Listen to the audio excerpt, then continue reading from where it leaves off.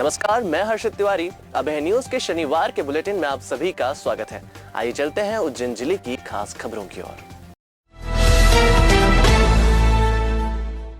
शुक्रवार को राज्यसभा सदस्य ज्योतिरादित्य सिंधिया ने महाकाल दर्शन किए थे। इस दौरान सिंधिया ने गर्भगृह में लगी चांदी के मैली होने को लेकर नाराजगी जताई थी। सिंधिया राजघराने द्वारा लगाई गई चांदी की साफ सफाई ठीक ढंग से नहीं होने को लेकर क्षुब्ध दिखाई दिए थे। पहले आप ये सुनिए जो उन्होंने महाकाल दर्शन के बाद कैमरे पर कहा था। मंदिर में देख रहा था, गर्भगृह में भी सफाई की सख्त जरूरत है। जो वहाँ चांदी लगी है मेरे पूर्वजों के द्वारा, उसकी सफाई की भी बहुत ज़रूरत है। मंदिर में देख रहा था, गर्भगृह में भी सफाई की सख्त ज़रूरत है। जो वहाँ चांदी लगी है मेरे पूर्वजों के द्वारा, उसकी सफाई की भी बहुत ज़रूरत है। मंदिर में देख रहा था, गर्भगृह में भी सफाई की सख्त ज़रूरत है। जो वहाँ चांदी लगी है मेरे पूर्वजों के द्वारा, उसकी सफाई की भी बहुत ज़रूरत है। ज्योतिरादित्य सिंधिया द्वारा दिए इस बयान के बाद महाकाल मंदिर में बरसों से सेवा दे रहे पुजारी और कर्मचारियों में नाराजगी का माहौल है।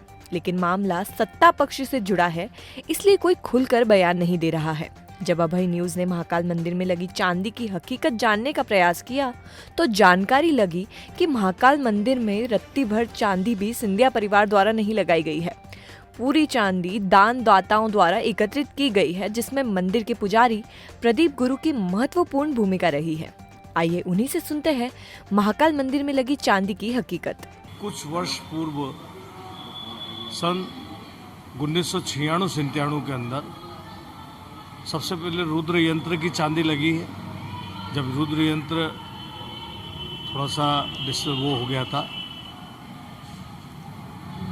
टूट गया था, उस टाइम पे रुद्र यंत्र को बनाने में करीब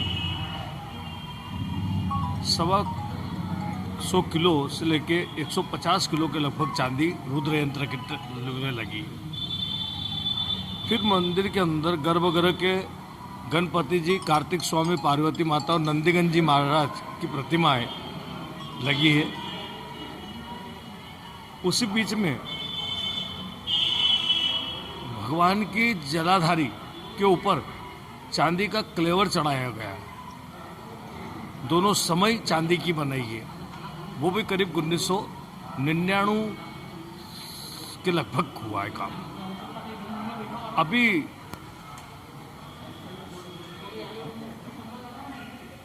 सन 2015 में जो चांदी गर्भगृह के अंदर पूरी लगी है, वो करीब 550 किलो चांदी लगी है और ये चांदी करीब 700 किलो चांदी के लगभग इकट्ठी हुई है। बाकी की चांदी हमारे कोठार के भंडार में रखी हुई है, वो भी समय समय पे आगे जब भी जो भी प्रयोजन होंगे लगेगी। गणपति जी, नंदीगंज जी और महाकाल जी के बीच में जो दरवाज़ा लगा है, नया द्वार, वो पहले लकड़ी का था, उसमें करीब 150 किलो चांदी अभी 2020 में लगी। सिंधिया घराने की तरफ से भी मंदिर में बहुत सारे वर्क और कार्य समय समय पे होते रहे हैं। मुझे ऑथेंटिक रूप से कोई इसकी जानकारी नहीं है। तो सुना ना आपने कि मंदिर में कब कब कितनी चांदी लगाई गई है और इसे किसने दान किया।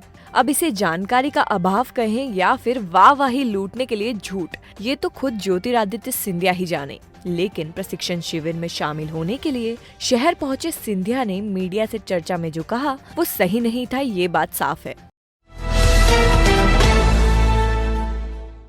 उज्जैन में प्रदेश के विधायकों के प्रशिक्षण वर्ग का शनिवार को अंतिम दिन है। कार्यक्रम में भाग लेने के लिए सीएम शिवराज सिंह चौहान सुबह 9:45 बजे इंदौर से हवाई मार्ग से उज्जैन के दताना बताना हवाई पट्टी पहुंचे। यहां से सीएम का काफिला सीधे कार्यक्रम स्थल पहुंचा। यहां पहुंचते ही मुख्यमंत्री शिवराज सिंह चौहान सीधे कार्यक्रम में चले गए। मुख्यमंत्री के आने के बाद बंगाल प्रभारी व राष्ट्रीय महासचिव कैलाश विजयवर्गीय आए। कृषि मंत्री नरेंद्र सिंह तोमर शुक्रवार शाम को ही पहुंचे थे। दोपहर 11:30 बजे से कृषि मंत्री नरेंद्र सिंह तोमर का बौद्धिक शुरू हो गया है, जो शाम को समाप्त हुआ। इस दौरान कृषि मंत्री ने विधायकों को सदन में उनकी भूमिका और सोशल मीडिया के उपयोग के बारे में समझाया। चौथे सत्र में राष्ट्रीय सह संगठन महामंत्री शिव प्रकाश ने संबोधित किया, जिसमें महामंत्री ने विचार परिवार विषय पर बौद्धिक दिया। विचार परिवार से तात्पर्य है कि आरएसएस से इतर भाजपा के अनुषांगिक संगठन और संघ की विचारधारा से मेल रखने वाले संगठनों से समन्वय बनाना। विचार परिवार में हिंदी भाषी प्रदेशों में ज्यादा से ज्यादा लोगों तक संघ की विचारधारा को पहुंचाना और उन्हें जोड़ने का अभियान है। इस दौरान प्रदेश की गृह मंत्री नरोत्तम मिश्रा ने कहा कि धर्म स्वातंत्र्य कानून के तहत अब तक प्रदेश में 24 केस रजिस्टर हो चुके हैं। उन्होंने इशारों में कहा कि नहीं सुधरेंगे तो आगे भी ऐसी कार्रवाई होगी। गृह मंत्री ने कहा कि मध्य प्रदेश की पुलिस अपराध और अपराधियों पर लगातार कार्रवाई कर रही है। प्रदेश में माफिया, भूमाफिया, ड्रग माफिया, मिलावट करने वालों के खिलाफ लगातार कार्रवाई से सरकार के प्रति जनता में विश्वास बढ़ा है। उन्होंने बताया कि मंडला जिले में 14 लाख के 2 इनामी नक्सलियों को पुलिस मुठभेड़ में मार गिराया है। दोनों नक्सली सुकमा दक्षिण बस्तर के रहने वाले थे। मारे गए नक्सलियों की पहचान मैन उर्फ टुल्ला और प्रमीला के रूप में हुई है। उनके पास से एक SLR, 303 बोर व 315 बोर की राइफल और भारी मात्रा में नक्सली सामग्री मिली है। मध्य प्रदेश की पुलिस और सरकार के अभियान एक के बाद एक सब सफल होते जा रहे हैं। बैतूल में अभिनेत्री कंगना रनौत की फिल्म धाकड़ की शूटिंग के दौरान प्रदर्शनकारी कांग्रेसियों पर लाठीचार्ज मामले में गृह मंत्री ने कहा कि मध्य प्रदेश की शांति तो हम किसी को भंग नहीं करने देंगे, चाहे वो कोई भी हो। कंगना बहन एकदम निश्चिंत रहे।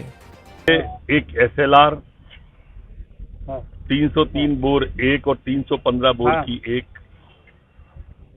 इसके साथ साथ अन्य नक्सली सामग्री भी बरामद हुई। दोनों को एनकाउंटर में हमारी पुलिस ने धराशायी किया। आप भी देख रहे होंगे लगातार के मध्य प्रदेश की पुलिस और हमारे चल रहे अभियान एक के बाद एक सफल होते जा रहे हैं। चाहे वो माफियाओं के खिलाफ कार्रवाई हो, चाहे वो ड्रग माफियाओं के खिलाफ कार्रवाई हो, चाहे भूमाफिया के खिलाफ हो,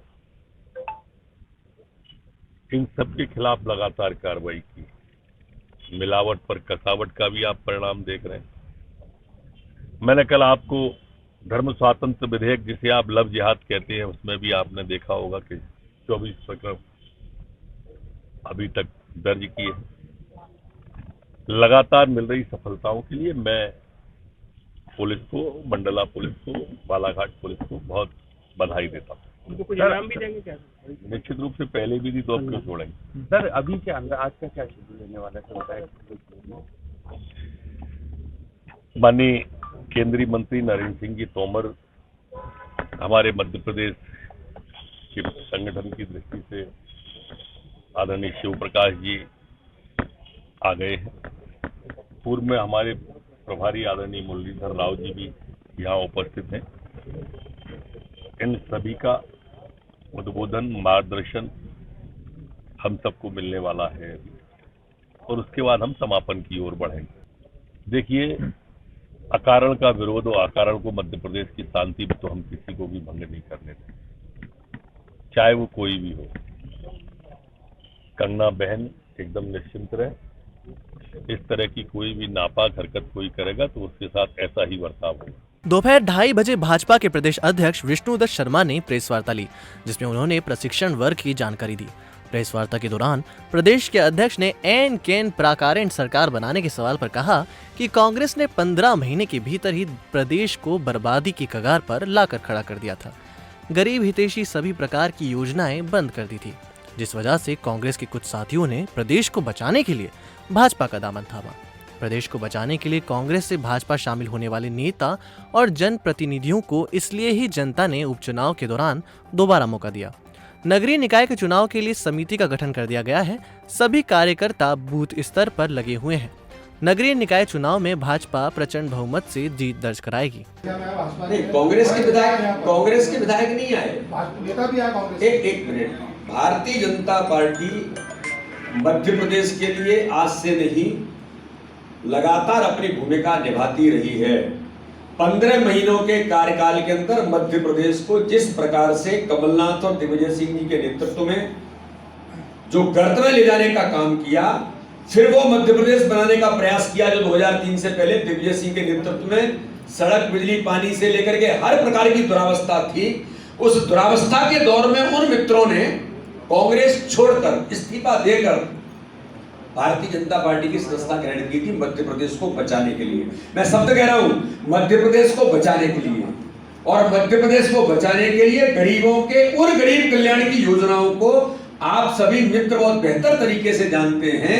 भारतीय जनता पार्टी की सरकार ने 15 साल के अंदर जो गरीबों के कल्याण के लिए काम शिवराज सिंह चौहान, उमा भारती जी, बाबूलाल गौर के नेतृत्व में किए थे, उन कामों की योजनाओं को बंद करके जो गरीबों के हितों पर आघात सरकार कर रही थी, तो मध्य प्रदेश को बचाने के लिए उनने जो निर्णय किया था और भारतीय जनता पार्टी में आए, जनता ने उनको फिर से बहुमत दिया। शाम को 2 दिन के प्रशिक्षण शिविर का समापन हुआ, जिसके बाद भाजपा के पदाधिकारी और जनप्रतिनिधि रवाना हुए।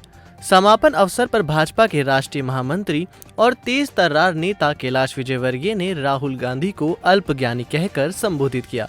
उन्होंने पश्चिम बंगाल में 2/3 बहुमत से भाजपा की सरकार बनाने का दावा किया। पार्लियामेंट के अंदर जिस प्रकार का राहुल गांधी का भाषण था, अब उनको यही नहीं पता कि जो ज़मीन की बात कर रहे हैं वो उनके नाना जी के समय युद्ध होकर चाइना ने कब्जा कर लिया था। वो चाइना द्वारा ऑक्यूपाइड लैंड है। अब वो नरेंद्र मोदी जी से जवाब मांग रहे हैं। तो ये अल्प ज्ञान के कारण संसद जैसे देश के सबसे बड़े प्रजातंत्र के मंदिर में जो कांग्रेस के नेतृत्व के प्रश्न हैं, मैं समझता हूँ बहुत ही शर्मनाक है। वो इसीलिए कि वहाँ प्रशिक्षण होता ही नहीं है। जो स्लिप दे दी वो पढ़ लेते हैं और कई बार स्लिप गलत आ जाती है, तो गलत बयानी पार्लियामेंट जैसे बड़े स्थान पर भी हो जाती है। तो भारतीय जनता पार्टी और कांग्रेस या अन्य दलों में अंतर यही है कि हमारे यहाँ कार्यकर्ताओं को प्रशिक्षण के माध्यम से वैचारिक रूप से परिपक्व करना, समाज के प्रति दायित्व क्या है ये बताना, देश के प्रति दायित्व क्या है ये बताना, ये इसका। मैं तो बंगाल की बात कर रहा हूँ। बंगाल में हम 2/3 बहुमत से सरकार बनाएंगे। उज्जैन शहर के प्रतिभाशाली युवा जो चाहते हैं डांस की दुनिया में अपना करियर बनाना, तो चले आइए ओशियन डांस क्लास। हमारे द्वारा आपको popping, lyrical, urban, jazz, contemporary, b boying, robotic, classical, belly dance जैसे सभी प्रोफेशनल फॉर्म सिखाए जाते हैं। इसके अलावा event management, annual function, reality show की कोरियोग्राफी भी कराई जाती है। साथ ही डिप्लोमा कोर्स, मास्टर कोर्स और भी अन्य प्रकार के कोर्स कराए जाते हैं। हमारा पता फ्रीगंज दवा बाजार, डी ब्लॉक, 2री मंजिल, हॉल नंबर X5।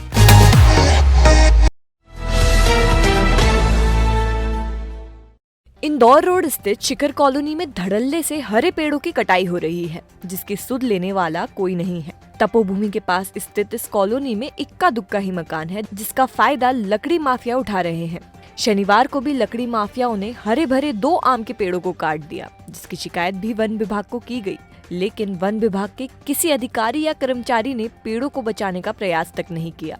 बताया जा रहा है कि इस कॉलोनी में करीब सप्ताह भर से पेड़ों की खुलेआम कटाई की जा रही है, जिसकी जानकारी भी वन विभाग को है, लेकिन पेड़ों की कटाई को रोका नहीं जा रहा है। देवास के राजा राम नगर में संचालित विद्यांचल एकेडमी में छात्रों के पालक पहुंचे। नाराज छात्रों के परिजनों ने लेट फीस को लेकर मनमानी करने को लेकर नाराजगी जाहिर की। परिजनों का कहना है कि स्कूल प्रबंधन फीस को लेकर छात्रों के परिजनों पर दबाव बना रहा है। शासन के निर्देशों का पालन भी नहीं किया जा रहा है। स्कूल संचालक के रसूख के चलते प्रशासन और जिला शिक्षा अधिकारी शिकायत करने के बाद भी कोई कार्रवाई नहीं करते हैं। अभिभावक गेट के बाहर खड़े होकर विरोध दर्ज कर रहे थे, लेकिन स्कूल संचालक बात करने तक को तैयार नहीं थे। परिजनों ने बताया कि एमपी पोर्टल और विद्यांचल एकेडमी की वार्षिक फीस में करीब 6 से 7 हजार का अंतर आ रहा है। नियम के अंतर्गत जब छात्र की भर्ती होती है तब एडमिशन फीस ली जाती है, लेकिन स्कूल संचालक हर वर्ष पालकों से एनुअल फीस जमा करने के लिए दबाव बनाता है। छात्रों के परिजनों ने समस्या का निदान नहीं होने पर स्कूल के बाहर धरना देने की चेतावनी भी दी है। क्या है, ये विंध्याचल स्कूल एकेडमी है, रामनगर में है। इसके अंदर क्या हो रहा है कि इनका एमपी पोर्टल चलता है। एमपी पोर्टल और जो इनकी फीस हैगी, एनुअल फीस हैगी, उसमें दोनों में डिफरेंस आ रहा है। करीब 6 से 7 हज़ार रुपये का डिफरेंस आ रहा है। एक्चुअल में ये जो पोर्टल पे फीस चढ़ा रहे हैं उसमें अलग फ़ीस चढ़ा रहे हैं, और जो हमसे फ़ीस ले रहे हैं, मतलब जो ये पालकगण से यहाँ पर फ़ीस ले रहे हैं, उसमें दोनों में डिफरेंस हैगा। और ये हर साल एनुअल फ़ीस ले रहे हैं, जबकि नियम हैगा इसके अंदर जो इनका शासन का आदेश निकला हुआ है उसके अंदर 7.29 में इनका आदेश लिखा हुआ है कि आपको एनुअल फ़ीस खाली एक बार ही लेनी है। बच्चा जब एडमिशन होता है तो ये एक्चुअली हर साल एडमिशन फ़ीस ले रहे हैं उस चीज़ के लिए। तो इस पे मेरा शिक्षा अधिकारी से भी निवेदन है, कलेक्टर साहब से भी निवेदन है कि इनकी जांच की जाए और इनको वो लेटर का आदेश इनके यहाँ पर स्कूल में पहुँचाया जाए, राजपत्र पहुँचाया जाए इनके स्कूल में।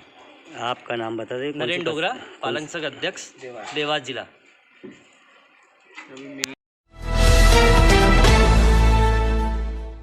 खाचरोद बाईपास स्थित राधा कृष्ण कॉलोनी के पास कार ने बाइक को टक्कर मार दी। दुर्घटना में बाइक सवार भेरूलाल, उसकी पत्नी सविता और 5 साल की बेटी गंभीर रूप से घायल हो गए हैं, जिन्हें गंभीर हालत में रतलाम रेफर किया गया है। घायल बेड़छा के रहने वाले हैं, जो रिश्तेदार के घर से अपने घर जा रहे थे। इसी दौरान तेज रफ्तार कार ने उन्हें टक्कर मार दी। प्रत्यक्षदर्शियों के अनुसार कार की रफ्तार तेज होने की वजह से दुर्घटना हुई है। खाचरोद शहर के अति प्राचीन खेड़ापति हनुमान मंदिर का जीर्णोद्धार खेड़ापति भक्तों के सहयोग से जारी है। करोड़ों रुपयों की लागत से दानदाताओं के सहयोग से ऐतिहासिक मंदिर बनाया जा रहा है, जिसका शिला पूजन साधु संतों भक्त जनों की उपस्थिति में संपन्न हुआ। शिला पूजन कार्यक्रम से पूर्व धार्मिक कलश यात्रा बैंड बाजों के साथ खाचरोद शहर में निकाली गई, जो धाकड़ धर्मशाला से प्रारंभ होकर शुक्रवारिया बाजार, अन्नपूर्णा मार्ग, कबाड़ीपुरा, ब्रह्माणीपुरा सहित शहर के विभिन्न मार्गों से होती हुई खेड़ापति हनुमान मंदिर पहुंची। खाचरोद के प्राचीन प्रसिद्ध खेड़ापति हनुमान मंदिर निर्माण करोड़ों की लागत से हो रहा है, जिसका शिला पूजन कार्यक्रम महाराज श्री श्री 1008 मंगलदास जी महाराज के करक कमलों से हुआ। इस ऐतिहासिक दिन पर खाचरोद शहर में भव्य कलश यात्रा निकाली गई, जिसमें हजारों महिलाओं ने बढ़ चढ़कर हिस्सा लिया। कलश यात्रा में संत समागम भी देखने को मिला। मां बगलामुखी आश्रम के श्री कृष्णानंद जी महाराज, रामद्वारा में विराजित संत तोताराम जी महाराज और मां चामुंडा माता में विराजमान संत श्री ज्वालानंद जी महाराज के साथ हजारों की संख्या में भक्तों का जन सैलाब उपस्थित रहा। ढोल ताशे बैंड बाजों के साथ धार्मिक माहौल में हजारों महिलाओं ने सर पर कलश उठाए और यात्रा में उपस्थित रहीं। कलश यात्रा में राम सीता परिवार, हनुमान के साथ वानर सेनाएं, संतों की बग्गी कलश यात्रा में आकर्षक का केंद्र रही। खाचरोद एसडीएम पुरुषोत्तम कुमार अपने विभाग के साथ यात्रा में साथ साथ रहे। कलश यात्रा का शहर भर में मंच बनाकर फूलों से स्वागत किया गया। सुरक्षा की दृष्टि से पुलिस प्रशासन की टीम उपस्थित रही। कलश यात्रा के साथ शिलाओं का पूजन पूरे शहर भ्रमण में भक्तों ने किया। खेड़ापति हनुमान मंदिर में विधि विधान से श्री श्री 1008 मंगलदास जी महाराज ने हवन पूजन कर शिला पूजन किया। इस अवसर पर क्षेत्र के विधायक दिलीप सिंह गुर्जर सहित हजारों की संख्या में भक्तगण उपस्थित रहे। कार्यक्रम में शहर के भक्तजनों ने भोजन प्रसाद ग्रहण किया।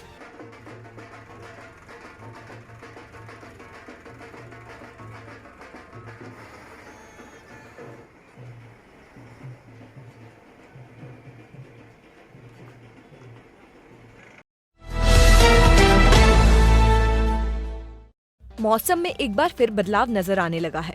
दिन रात का तापमान बढ़ रहा है। हल्की गर्मी महसूस की जाने लगी है। हवा की गति भी कम हो गई है। जीवाजीराव वैधशाला के अनुसार दिन रात का तापमान बढ़ रहा है। शुक्रवार को अधिकतम तापमान 32 डिग्री के करीब दर्ज किया गया। वहीं शुक्रवार शनिवार रात का न्यूनतम तापमान 12 डिग्री दर्ज हुआ है। हवा की गति पूरी तरह से थम चुकी थी। दिन में सूर्य का तेज भी बढ़ता दिखाई देने लगा है, जिससे दोपहर बाद हल्की गर्मी महसूस होने लगी है। सुबह शाम हल्की ठंड बनी हुई है। आगामी एक सप्ताह बाद संभवतः गर्मी का एहसास कुछ और तेज हो जाएगा। मौसम में हो रहे बदलाव से सुबह सूर्य देव जल्दी प्रकट हो रहे हैं और शाम को देरी से अस्त हो रहे हैं। दिन बड़े होने की शुरुआत हो चुकी है। मार्च माह के तीसरे सप्ताह में दिन रात बराबर होंगे। मार्च माह से गर्मी अपनी रफ्तार पकड़ लेगी। रहा ना जाएगा इसको खाए बिना, क्योंकि ये है काका का वही फेमस आलू बड़ा। यहाँ आपको मिलेगा लजीज आलू बड़ा, पनीर आलू बड़ा, झन्नाटीदार आलू बड़ा। अंदाज नया है, स्वाद पुराना। जाते जाते 2 आलू बड़े आप भी खाते जाना। 70 वर्षों से आपकी सेवा में। हमारा पता 29 वरुचि मार्ग, मालवा ग्राफिक्स के नीचे, गुरुद्वारा चौराहा, उज्जैन। टीकाकरण के कुछ ही घंटों बाद 5 महीने के शिशु की मौत होने का मामला सामने आया है। आरोप है कि गलत टीकाकरण की वजह से शिशु ने दम तोड़ा। मामले में नरवर थाना पुलिस जांच कर रही है। मताना कला में रहने वाले अरबाज खान के 5 महीने के बेटे उवेश की बीती रात मौत हो गई। शुक्रवार को गांव में संचालित आंगनवाड़ी केंद्र पर उसे टीका लगवाया गया था। उसे 2 टीके जांघ पर ही लगाए गए थे। आंगनवाड़ी केंद्र पर डॉक्टर रवि कंडारिया की देखरेख में टीकाकरण करवाया गया था, जिसके बाद दंपत्ति घर लौट गए। रात को उवेश को सुला दिया, लेकिन उसने सुबह आंख नहीं खोली।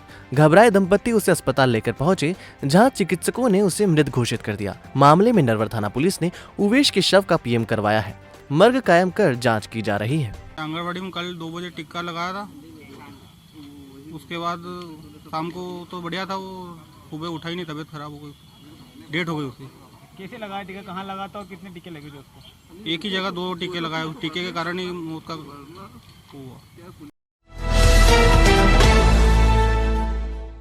देवास में मध्य प्रदेश पटवारी संघ ने मल्हार स्मृति मंदिर उद्यान में बैठक आयोजित कर समस्याओं पर चर्चा की। तत्पश्चात जिले के समस्त पटवारियों ने शहर में रैली निकालकर जिला अध्यक्ष धर्मेंद्र चौबे के नेतृत्व में ज्ञापन सौंपा। चौबे ने ज्ञापन का वाचन करते हुए बताया कि जिले के पटवारियों की विभिन्न समस्याओं के संबंध में 6 जनवरी 2021 को भी ज्ञापन दिया गया था। उस संबंध में आज तक समस्याओं का निराकरण न होकर अन्य समस्याओं जैसे अन्य विभाग के कार्य अधिकारियों द्वारा दबाव बनाकर पटवारियों को मानसिक रूप से प्रताड़ित किया जा रहा है। पटवारी के पास अपने स्वयं के विभाग के महत्वपूर्ण कार्य जैसे नक्शा बाटांकन, नामांतरण, बंटवारा, ऋण पुस्तिका वितरण, राजस्व प्रकरणों की मौका जांच, न्यायालयीन प्रकरणों में रिपोर्ट प्रस्तुत करना, प्रधानमंत्री किसान सम्मान निधि, मुख्यमंत्री किसान सम्मान निधि, राहत ऋषि वितरण पात्रक, फसल कटाई प्रयोग आदि कार्य जारी हैं, जो समय सीमा में किए जाने होते हैं। इस स्थिति में सुबह 9 से शाम 7 बजे तक किए जाने वाला गेहूं उपार्जन के पंजीयन का कार्य पटवारियों द्वारा किया जाना संभव नहीं है। इसके बावजूद उपार्जन संबंधी कार्य में भी पटवारियों को ट्रेनिंग हेतु लगाया जा रहा है, जो पटवारियों से संबंधित नहीं होकर अन्य विभाग का कार्य है। उपार्जन कार्य से पटवारियों को मुक्त रखा जाए।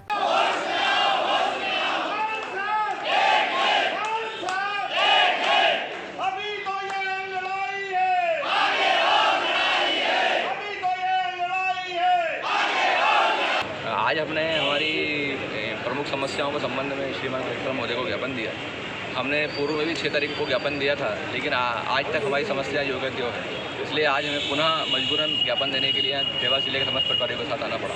हमारी सबसे प्रमुख जो आज ज्ञापन देने का बिंदु था उसमें यह है कि जो पंजीयन का काम वर्तमान में जारी है वो सोसाइटी वाले हड़ताल पर है और वो काम के लिए पटवारियों को जो है उस काम में लगाया जाने की कोशिश हो रही है। हम सब देवास जिले के पटवारी इस कार्य को नहीं करेंगे, ये श्रीमान से हम निवेदन करने के लिए आए थे। नहीं, अधिकारियों की तानाशाही के संबंध में हमने जो नारे लगाए हमारे साथियों ने, उसके संबंध में स्पष्ट आपको बताना चाहूँगा कि जब माननीय मुख्यमंत्री महोदय के निर्देश हैं, कलेक्टर महोदय का आदेश है कि सोमवार और गुरुवार को प्रत्येक पटवारी पंचायत मुख्यालय पर रहेगा, इसके बाद भी अधिकारियों के द्वारा सोमवार और गुरुवार को मीटिंग का आयोजन किया जा रहा है और हमको जो है हल्के से पंचायत मुख्यालय से वहाँ बुलाया जा रहा है। इस प्रकार के हड़ताली के लिए जो हम लोगों में देवास जिले के समस्त पटवारियों में आक्रोश है और इसी के कारण जो है ज्ञापन। अभी आपने ज्ञापन में बात कही थी कि जो ट्रेनिंग नहीं दी गई इनको और उनसे काम कराया जा रहा है, किस तरह की ट्रेनिंग नहीं दी गई और काम क्या कराया जा रहा है? पटवारियों से लगभग जितने भी काम किए जा रहे हैं उसमें बहुत कम 90 या 95% कामों में हमको ट्रेनिंग नहीं दी जाती है, डायरेक्ट हम पे काम थोप दिए जाते हैं और अगले ही दिन 2 या 3 दिन बाद बोलते हैं कि काम करो। हमसे परसेंटेज की आशा कर दी जाती है, 50% क्यों नहीं हुआ, 30% क्यों नहीं हुआ।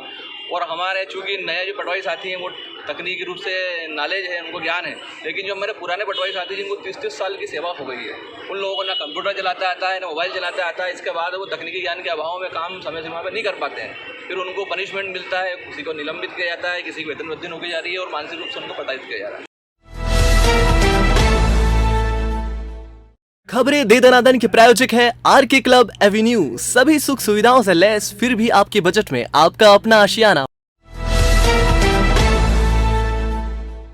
बड़नगर में 10 चक्का ट्रक चोरी हो गया है, जो कि सीसीटीवी फुटेज में बदनावर की ओर जाता दिखाई दे रहा है। शनिवार को शहर भर के ट्रैफिक सिग्नल बंद रहे। इस दौरान शहर में यातायात अस्त व्यस्त रहा।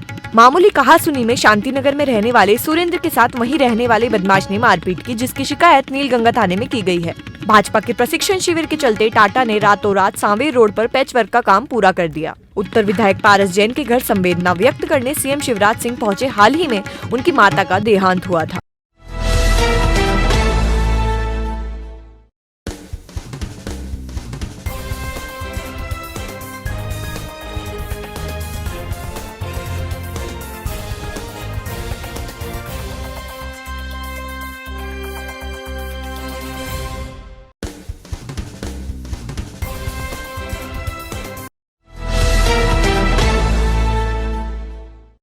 आपने देखी उज्जैन जिले की खास खबरें। आपको हमारा बुलेटिन कैसा लगा, इसका फीडबैक कमेंट सेक्शन में जरूर दीजिएगा। कल फिर मिलेंगे नए बुलेटिन के साथ। नमस्कार।